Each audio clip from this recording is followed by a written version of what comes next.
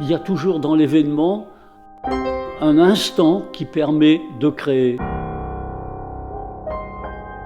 C'est curieux, c'est presque magique.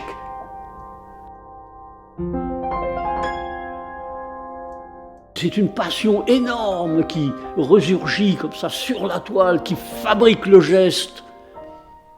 C'est merveilleux en définitive, et en même temps douloureux aussi, parce qu'on a toujours peur de quelque chose.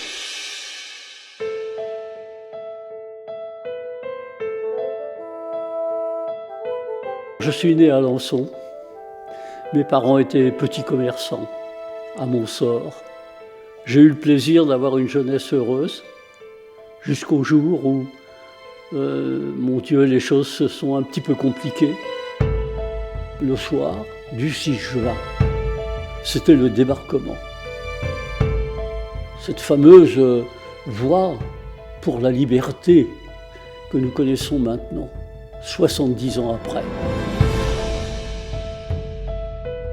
Et c'est à partir de là que j'ai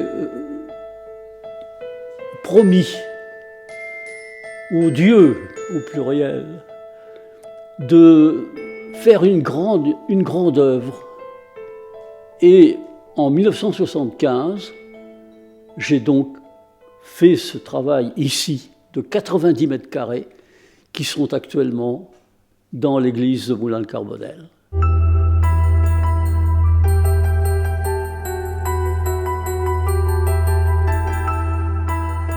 J'ai imaginé le débarquement de ces hommes, dans le noir et dans le blanc, très violemment, qui ont eu un courage fabuleux. D'un côté, vous avez le bonheur de voir ces gens arriver, et de l'autre côté, vous avez le malheur de voir des gens mourir.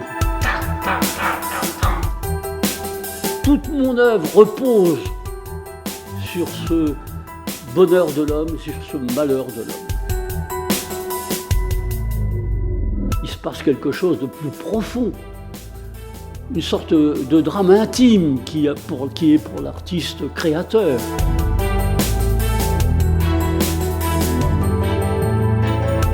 J'ai vu des signes de notre nature dans laquelle nous vivons. Alors ces signes permettent d'organiser, par le rectangle blanc, géométriquement, si je puis dire, de le structurer dans un monde dans lequel on aurait pu vivre.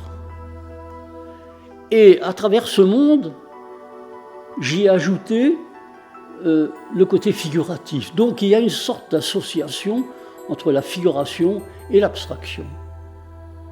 Et c'est dans cette rythmique que j'ai créé la vie, que j'ai créé le bonheur, que j'ai créé le malheur, que j'ai créé ce qui se passe en moi et autour de moi.